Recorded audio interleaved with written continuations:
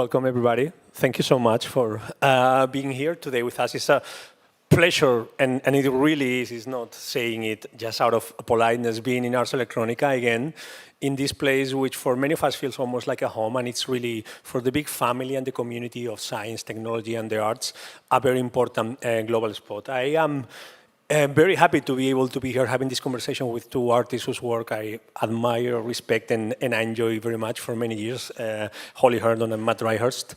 They are the winners of the STARTS Grand Prize for Artistic Exploration 2022, which, and I want to highlight the subtitle because I think in this project is very relevant. Artistic exploration and artworks where appropriation by the arts has a strong potential to influence or alter the use, deployment, or perception of technology. And I think there's a thesis there that I would like to unpack a little bit more.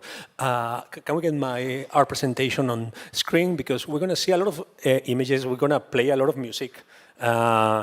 It's nice playing music in a context like this.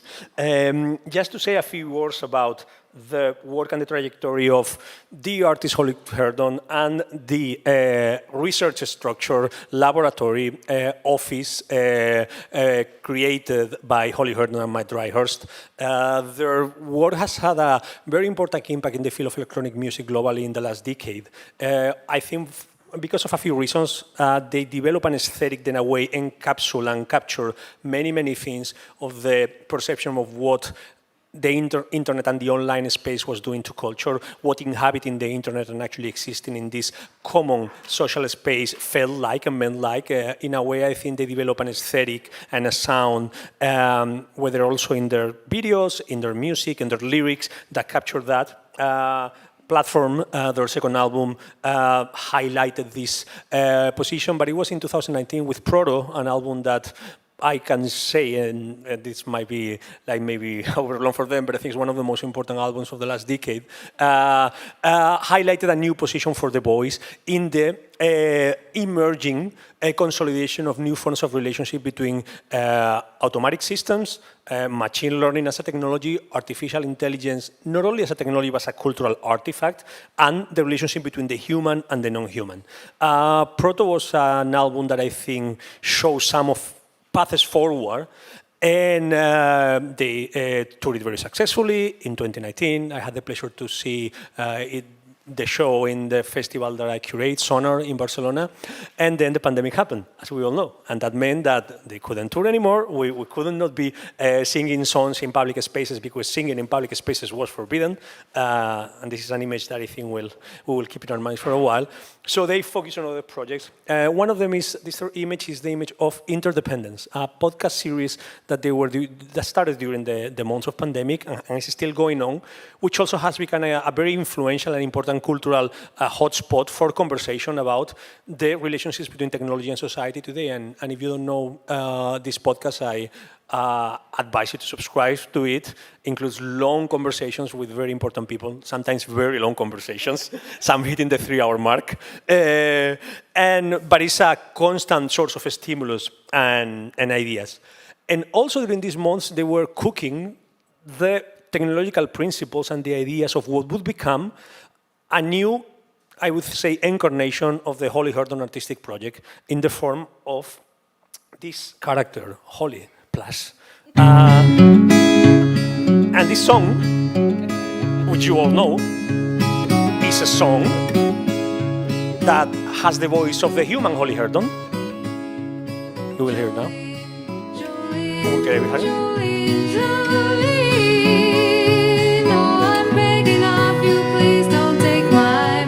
if you have heard Proto or Platform or any of the Holly's previous albums, you know that this is Holly Herndon's voice. But Holly Herndon has not sung this song. Actually, I wonder if Holly Herndon has ever sang Jolene. I don't think in public. No. Can we listen a bit more? This is a model, trained on Holly Herndon's voice.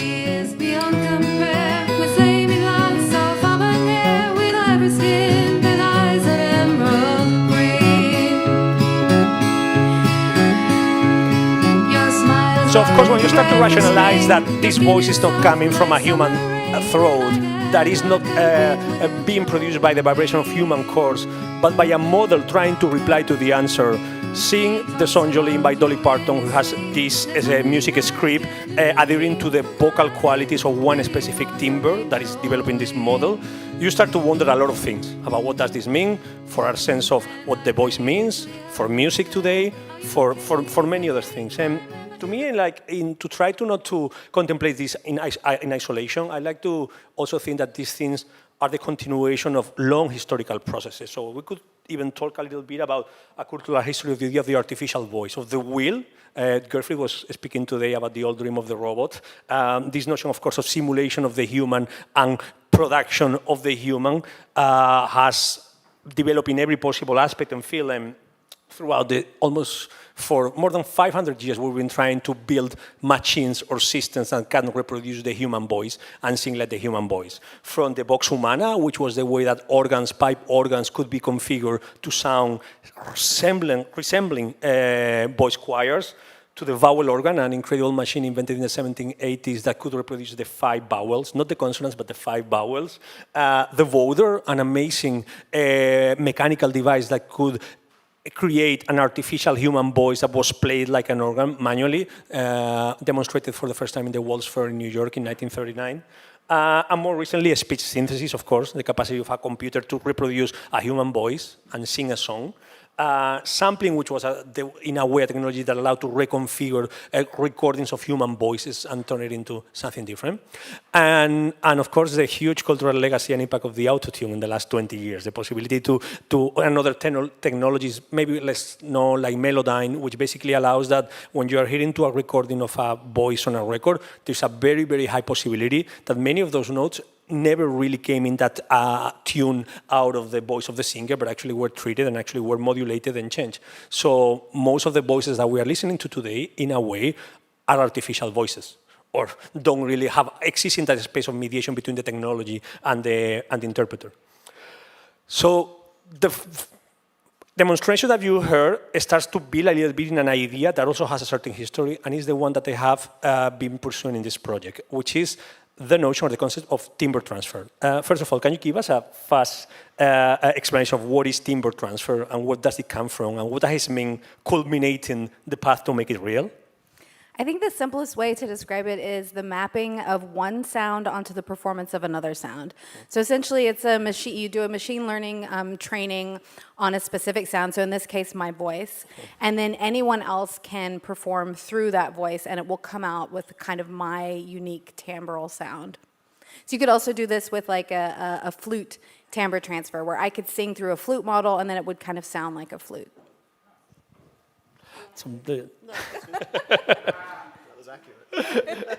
So the timbre transfer was an implementation, but also seems like the culmination of a very specific idea, which is the possibility of getting one input, which can be a system, but can be another human, channeled through a timbre transfer system, and what comes out is that same input, musical input, turned into the voice of that timbre, into the spectrum of that timbre, right? I think a lot of people are more familiar with style transfer with images, like, make my portrait look like Van Gogh or something like this. So it's kind of in the audio realm, a similar concept. So to talk about Holy Plus Stage 1, or a way of saying it, you launched this online tool that we'll discuss a little bit further that allows for anybody developed with a company called Never Heard Sounds, to upload a sound file, and then pass it through the model and make a basic timbre transference process with the Holy Plus model, right, which is trained on your voice. Exactly. So the collaboration with Never Before Heard Sounds was kind of like version 1. And the really interesting thing that they were able to unlock is polyphonic timbre transfer, which is like a complicated way of saying more than one line at a time, which is really difficult. If you're trying to map the sound onto a particular audio file, it's much easier if it's monophonic, but they're able to do it in a polyphonic realm. And so it's less kind of naturalistic, that instrument. I was using my processed vocal stems, so it's more kind of like the essence of my vocal production sound. And so what we really wanted to do is create something that was very easy and approachable for people to use. So you can drop any audio file onto the browser, and then you will receive back a kind of like holified choral version of that audio file. And so this is really interesting for things that aren't particularly in a scale. Like somebody, I can't remember who the artist is, but they uploaded the sound of their commute on the train, and it had all of these kind of like insane overtones. And then when you turn that into the Holly Plus voice, it sounded like this beautiful, weird choir, dissonant choir. So the Holly Plus site was launched, if I remember, April, May 2021, something like that. I think, yeah, around there, and it creates has a certain echo, both, of course, in the global music community and in the tech community, and it also has a certain, like, when these things happen, virality to it as people upload files. And at that moment, we were starting the process to work on this project that happened last year, the Starts AI and Music Festival. Starts, among its different initiatives, has premiered this festival that for the first 2 editions took place here in Ars Electronica, and the third edition took place in Sonar, in Barcelona, in Festival I Curate.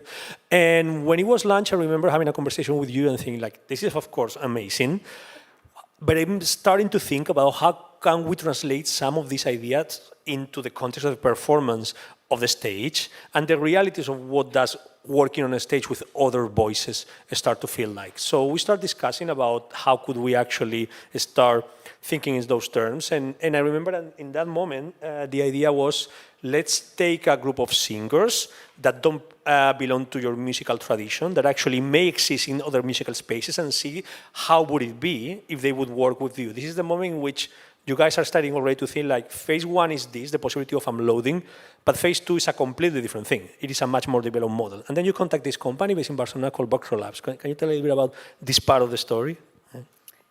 Yeah. Well, so Matt and I have been kind of obsessed with the Yordies, as we call them, the two Yordies that work at Vocro Labs, because they actually developed some of the technology that went into Vocaloid, which is actually a sample-based technology, but they've been working on voice synthesis for decades, and they're the kind of like, I don't know, I think they're like the best engineers in that space, so I was always kind of dreaming of working with them, and finally one day I just kind of cold wrote them, and I was like, hey, do you want to collaborate?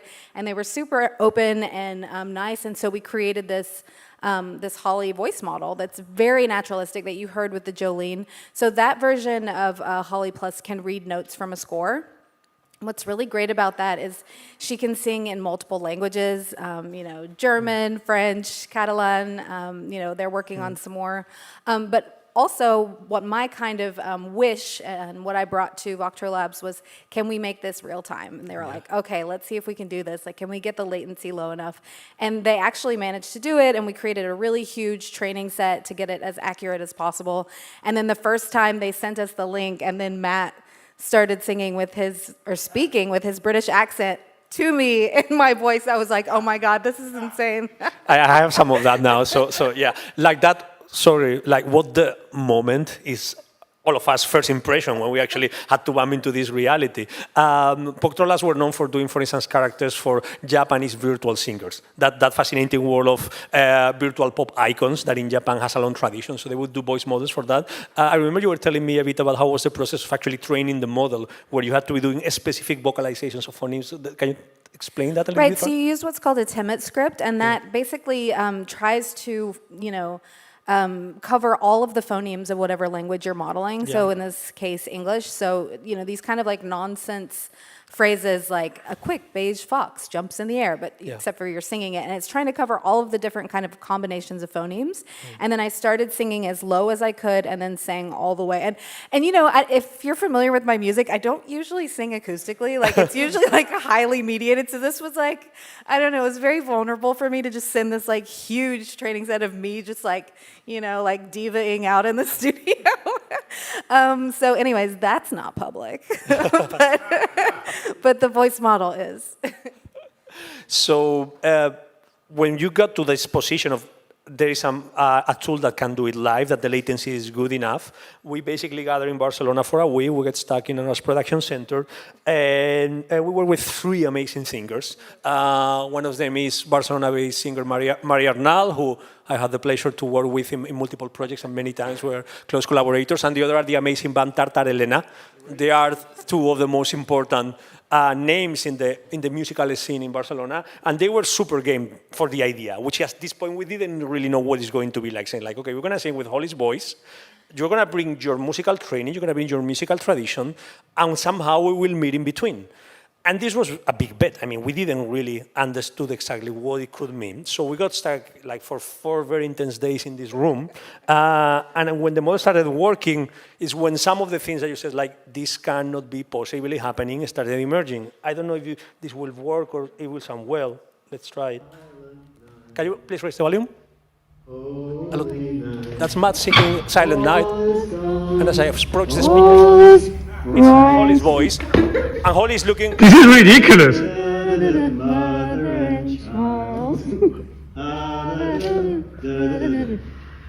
So that was one of the first moments. It's like, okay, there is something here in the space between a body that is producing a voice that you recognize that is not coming from the same body, to the amazement of having the body where the voice belongs to right beside you. It's suddenly this sort of literally disembodiment in multiple levels of music performance. So in 3 days, we start working in different stages to try to do incremental experiments with the Holy Plus models on stage. These are some of the final performances in the first ever demonstration of timbre transfer live at Sonar 2021 in the Music and AI Festival. The first part is the first fragment where you have render a song, and it's a song by Maria Arnal, through the model, in this case pre-render, and it's kind of like the way in which you can see one specific musical tradition, which is not yours, one specific vocal range, which is not yours, in dialogue with the person who has written that song and sang that song originally. So what you see is the back and forth between Maria Arnal and Holly Herndon in this dialogue.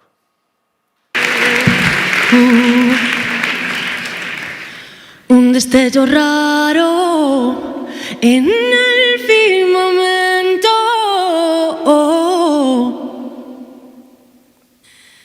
Hugen no minto, hizumbo hasta tiempo.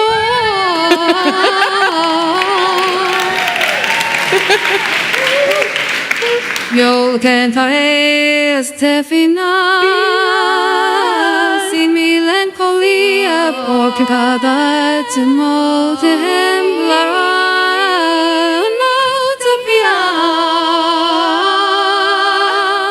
Die hastet die hastet die Tagströja, der hastet die hastet die Tagströja, quel brillo que vi hastet la noche fu dia sin fin, quel brillo que vi hastet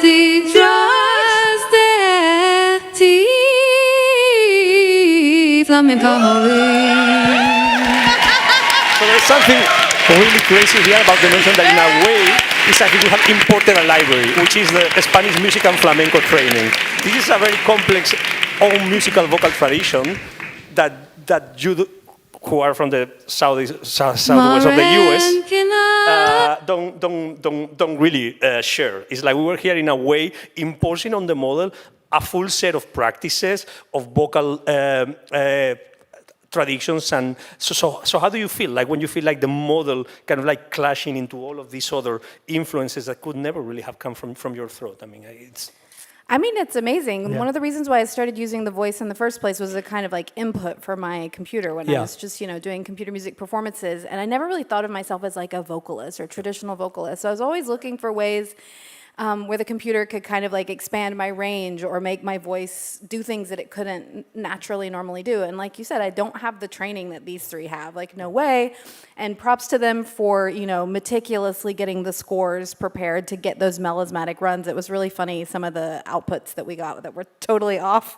But to get it there, they worked really hard to get it there. And so it's actually really beautiful to hear my voice do something that I could actually never do, unless I spent, years really training in that tradition.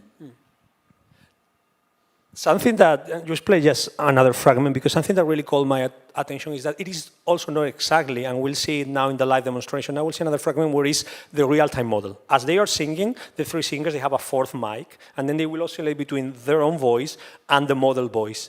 And something interesting here, please notice, is that because their three voices are different, the outputs are also different. So there is not exactly an idea of, there's a certain meeting halfway, and I think we could discuss this a little bit more. So here you can see. Please help me, my dear it goes to the Holy Mother. friend. Bring me out of the quicksands.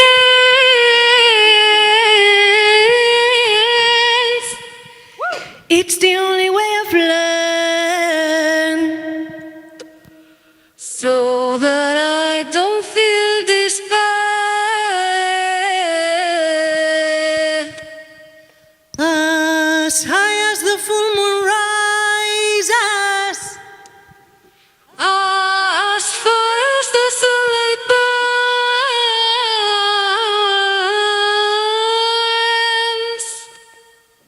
you and I and this whole earth can stop us from being so sad.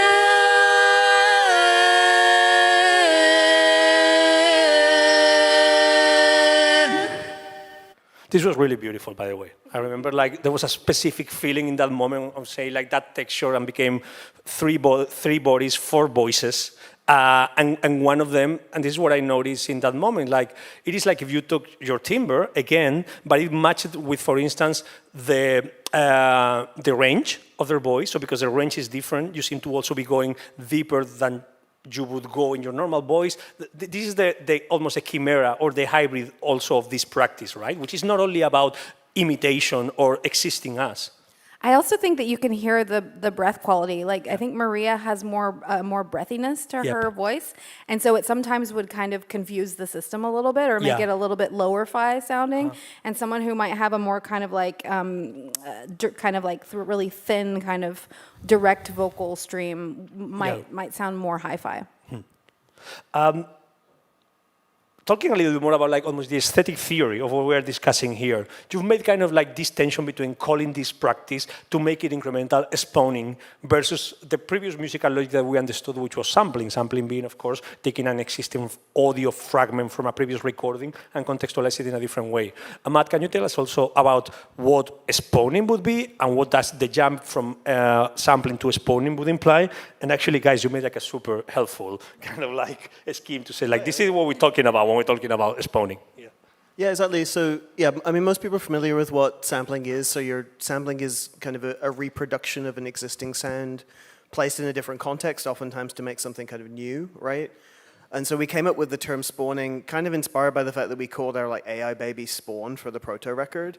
But the whole idea there is that spawning is a more reproductive process, right? So spawning is the process of creating new art from trained on a corpus, from using an AI system or a machine learning system trained on a corpus of existing art. And the reason we made the distinction, to be honest, is that there's not really a term for this. Like you see this also with the image generation systems that we're probably going to talk about in a second. Yeah. There's not really kind of a new term for this, and it feels kind of important for there to be a new term for this because it's a very, in some cases subtly, in some cases dramatically different process what we're experiencing here.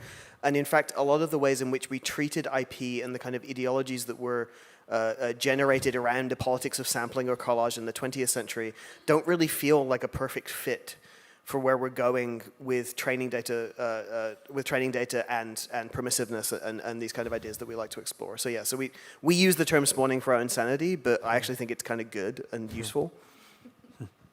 Actually, in a way, when this project was launched like 1 year ago, these all still feel very unfamiliar. This is some of the visual pieces that you are also been producing as part of the spawning project and technique. This is all, of course, Holly passing through many things. But now they don't feel so alien because in the last 6 months, of course, we have the explosion of what we're calling transformer technologies like DALL-E, Midjourney, or Stable Diffusion that are starting to create a certain familiarity with this idea. What is exactly, you have actually been one of the first artists working with these technologies and you were doing work with them before some of them actually were public. What is the space that we are defining here? What is the space of possibility? And also in your personal experience, what are you trying to actually chase in this series of works that are transcending the musical? Yeah, I mean, well, these works, well, the interesting thing, so as you said, I mean, we've been working with these machine learning systems for quite a while. That one's really good, I think.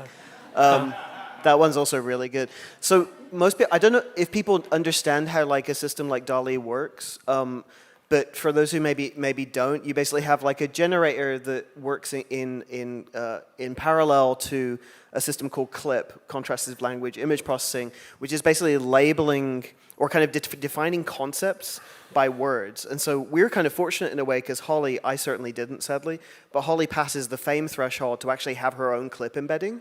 So technically what is the fame threshold? This is a question I with people. Well, like, how many images online do you need for the model to be able to understand this is a celebrity? It depends what was crawled. And but Holly, if you actually look in the Lion B dataset or any of these big datasets that Clip or others were trained on, there are thousands of images of Holly in there. Yeah. So there's just enough there for there to be kind of a concept of Holly publicly available through these embeddings, which is a really fun thing to explore. So that's what we've been doing. I mean, that one's also really good, I think. That was like a DALL-E 1 generation. But is basically like trying to explore through this process the stereotype of Holly. Yep. Because in actuality, these embeddings aren't actually Holly, obviously. They're kind of like a caricature of her. Like it's always, this hair, excuse me. Blue eyes. Holly's obviously like a white female. He's often, the haircut is there. There's often a laptop that kind of appears. And so if you go onto whatever Stable Diffusion right now and you type Holly, Holly Herndon, you'll end up with something kind of derivative of that. And so it felt like a fun thing to explore. And so yeah, we've been like constantly, every time we get access to a new generator, basically generating new Hollys to try and understand like a bit more about this embedding. I think there's also something very interesting also made up from the history and the structure of music and the music industry, where the construction of the image of an artist has always been, in a way, as important as the musical discourse of that artist. So I think also this project is kind of like the first time that the construction of the image of an artist is asking these systems, what is the archetype of Holly Herndon? What is actually Holly Herndon in the understanding of this idea that people have, which might translate to your X number of photographies online that sort of consolidate one specific version. You've given us a couple of things that you've been releasing in the last few days. This is like really new. Can you tell us what is this? Oh yeah.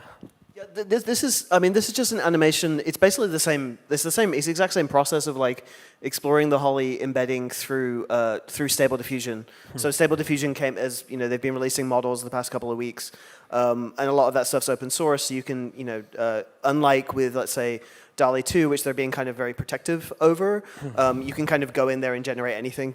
We won't show it, but we're also generating Holly porn at home, which is also kind of crazy. Research for sure, but that's kind of a really interesting new domain there. But yeah, so it's more or less the same as those memes we were seeing earlier, but it's just like exploring the Holly embedding to try and understand what it really sees. But I can say some of the first words that we're doing in the language of video in this space, which because it's going so fast, it's really taking us in these directions. Yeah, it changes by the week. I mean, it's pretty. Yeah.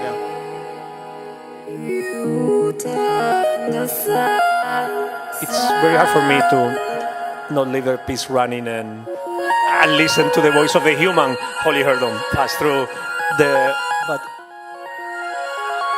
before finishing, we have like 10 minutes, 5 plus 5. I will talk a little bit about the politics and the economics of the Holly Plus project. There's something, we should play also a couple of more things. There is this concept that I think you expressed very clearly in Barcelona from the beginning of the tension between intellectual property, which was a way of approaching this, but this is your voice, should be corrected to this notion of identity play. And you explained this point beautifully, Holly. What would be like this notion of, instead of thinking from the perspective of ownership, from the perspective of experimentation with identity? Well, I think each artist will need to make this decision for themselves. I'm not interested in a one-size-fits-all solution, but for me, I thought I could be really playful with my own IP, rather than someone else's IP. And so instead of doing kind of like a controlling approach, we tried just a really open-ended approach. So for example, with the first Holly Plus instrument, anyone can use it. They can release music through it, and you don't even have to give us attribution. It would be nice, but you don't have to. So the second version might be a little bit more structured, but we're trying to find ways to incentivize people to work with our instruments, but also to kind of join our DAO, which we can get into. It's probably not enough time to get it. We'll discuss a little bit before, but I think we were playing here with the idea that I want to explore is you're moving to a stage where you're saying everybody can be Holly Herndon.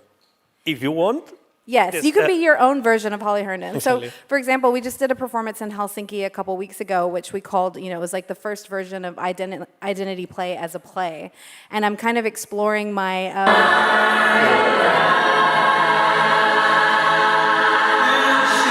Salvation as I fly. Can you explain a little bit the idea here? Yeah, so this is my friend Sam Fuller-Smith. He's a vocalist from the South, where I'm from. And so the idea was to kind of explore a little bit my childhood and my upbringing and thinking about how these systems often kind of create a pastiche of oneself. So we were talking about the Holly kind of beacon or the Holly embeddings. From the previous images, it's almost kind of like a stereotype of me. Like the stereotype of me is like orange braid and blue eyes. And so kind of mapping that to my own childhood and place of birth, Appalachia. I grew up in the town next to Dolly Parton. We have this kind of like shared cultural idea, pastiche of what that is. And it's already kind of like infected my memory of my childhood. So I started generating some images of myself and a child in the kind of country church that I grew up singing in.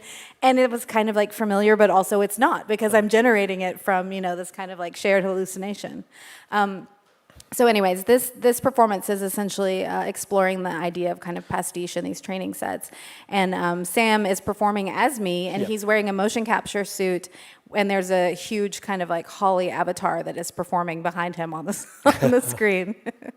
Actually, in the Barcelona show, of course, you never really properly perform, and the close of that was Matt performing as Holly, of course, which was a moment that actually created like a lot of impression, because here you could actually, in a way, see what actually meant the extension of the possibility of identity when you've been familiar to a voice that still is female, but it doesn't need to be female. There's also a very interesting tension between the model's American pronunciation and accent and Matt's original British accent. Because sometimes It's also going through the effects chain here, so it sounds even more like how I perform live. Couple of things that I want to talk a little bit about. Just quickly, one thing I really like about that, we co-wrote that song together in like 2017, and the song's called Swim. Swim, which means someone who isn't me. Okay, you already knew. Little Easter egg there. Okay, you already knew. I want to talk a little bit also about how you have developed from the beginning the notion of this is not a proprietary tool, this is not an instrument that you use, but it's the possibility to both produce a community around it and to generate some forms of governance. This is the Holly Plus website where you can actually upload it. But talk a little bit about this notion of the DAO, the Distributed Autonomous Organization, which is a very form of governance that is common in the Web3 world. Actually, you wrote a song called DAO in Proto in 2019, which was also pretty... 2014. 2014, you wrote the song called DAO. So DAO came out before the first DAO. Yeah. It's true. What is the model of governance of Holly Plus? This is very interesting. Yeah, well, as Holly said, when you're talking about managing your digital likeness, first off, we don't want to be in a position where we're telling other people how to do it. Yeah. But for Holly in particular, we quite like the DAO structure for a few reasons. First off, this idea of, if you're going to allow for, let's say, hypothetically, 1 million people to be out there making work with Holly's likeness, how would you manage that kind of volume? It actually makes a lot of sense to have a large number of people who are all stewarding the voice at that particular point in time. And the DAO structures are really just kind of the lightest and easiest and fastest way to put together that kind of shared consensus model. But again, there's other ways you can do it. But for when we were talking about it, the idea was, thinking even posthumously, what would it mean to manage a voice model or a character? Ultimately, having that default back down to a couple of people in a rather archaic structure that's really difficult to kind of update seemed kind of like a bad move.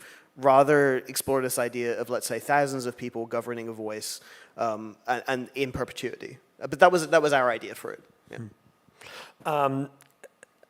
You actually are addressing now these questions that a lot of people has. Yes, but how actually then do I assign authorship in a world where these tools are distributed? And also, how does retribution work? Who gets paid? How will we do it? In which way we'll create an economic model that also builds on these complex processes of authorship that are distributed?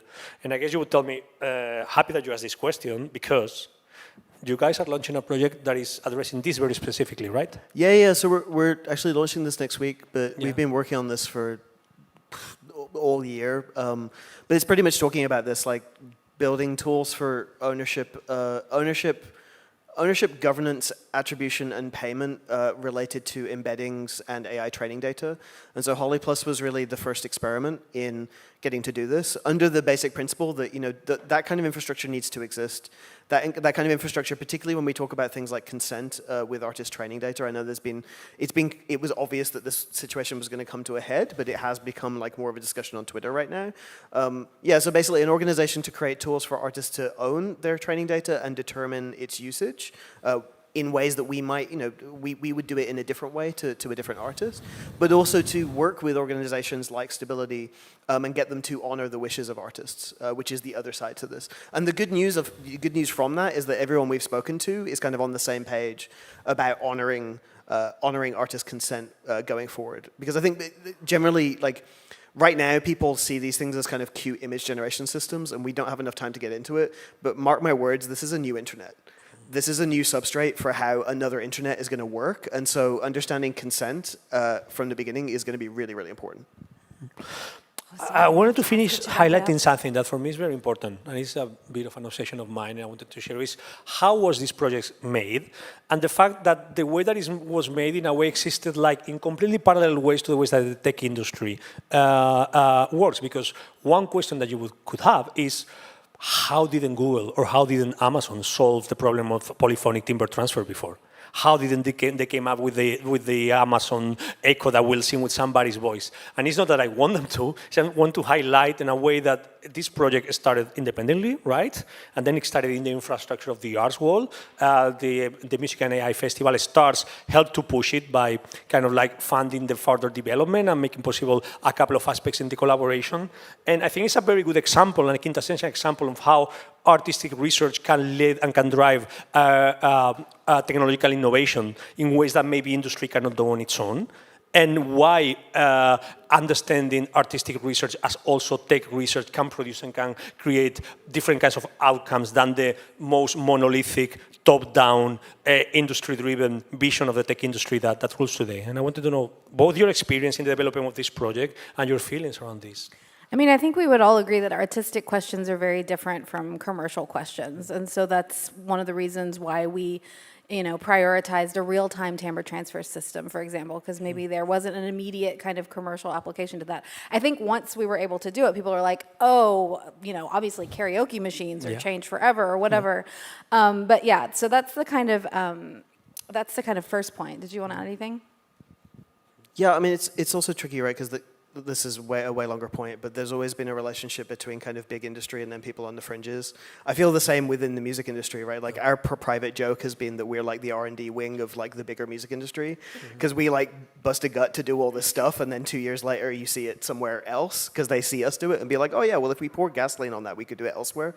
And it's kind of the same with tech. I mean, like the matter of like AI research, like high-level AI research, there's just different thought patterns going on, and I don't think necessarily one is better than the other. But obviously, we have a bit more agency and are coming at this from a very different angle. And so, yeah, I'm very grateful for those who've supported it. I think they want us to leave. I don't thank you. want you to leave because it's been so fascinating to listen to you. So I hate to be the one to bring this to an end. It's been such a fascinating conversation. But yeah, I'm.